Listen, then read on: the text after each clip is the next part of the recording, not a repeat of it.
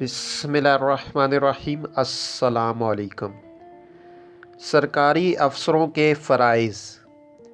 قائداعظم محمد علی جناح رحمۃ اللہ علیہ نے فرمایا، سرکاری ملازم مرکزی ہو یا صوبائی، دونوں پر بڑی بھاری ذمہ داری عائد ہوتی ہے۔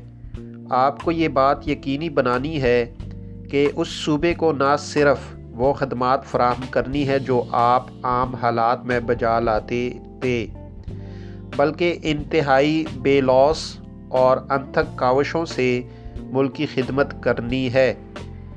یقین جانیے، ریاست پاکستان کی تعمیر آپ کو ایک شاندار موقع فراہم کر رہی ہے۔